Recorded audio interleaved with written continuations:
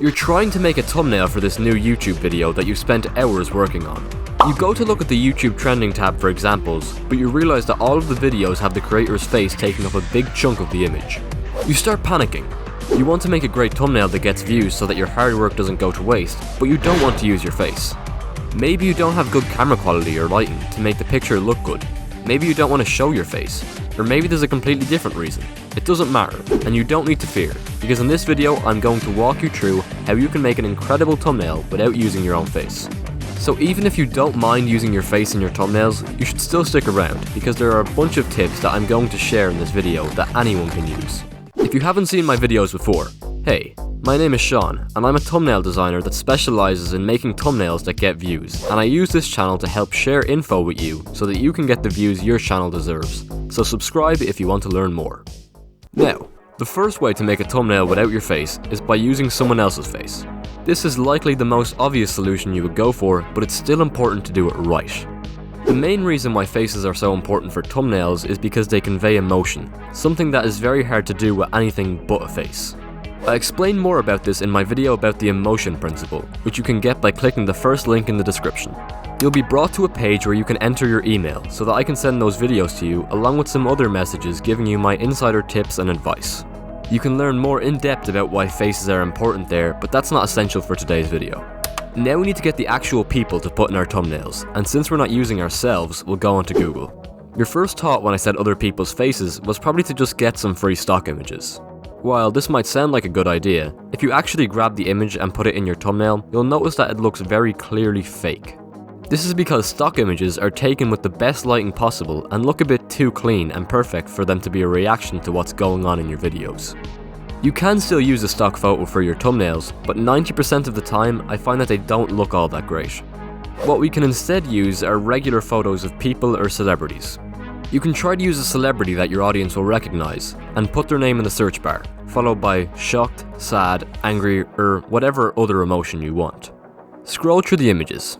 I usually find that pictures where the person is facing slightly towards the rest of the content in your thumbnail are best as opposed to front-facing photos. If you can't find any pictures that you like, you could remove the emotion from your search and look through again. Then, if you still can't find a good photo, just search up a different person and try again. If you're really struggling, you should consider how you could use each image in ways that you wouldn't expect. For example, in the thumbnail of my How I Increased My Views by Over 1000% Without Uploading video, I downloaded this picture of Obama, which you wouldn't expect to work in a thumbnail at first, but I made it work by flipping it and making Obama point towards the view box, turning it into a really good thumbnail. On to the second way you can make a thumbnail without your face, using a shocking screenshot or moment from the video. This is a great way to make a really captivating thumbnail and not even put that much effort in sometimes. I think this is self-explanatory enough, but can't work for every kind of video. If it doesn't, don't worry, because I have another method connected to this, which I'm going to talk about later. As I said, you don't really have to put that much work into making thumbnails like this. All you need is a funny or shocking moment from the video, and put it on the thumbnail along with some text if you want.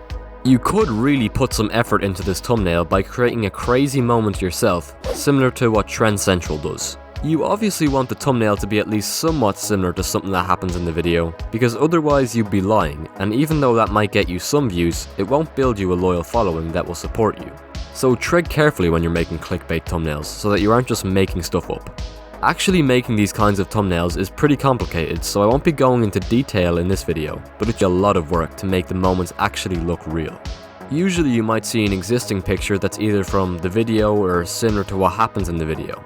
The picture is then edited to make it appear even more extraordinary, such as the shark added in this thumbnail. As I said, there's a lot more done to these, especially to do with colours and lighting, but I'll leave it at that for now.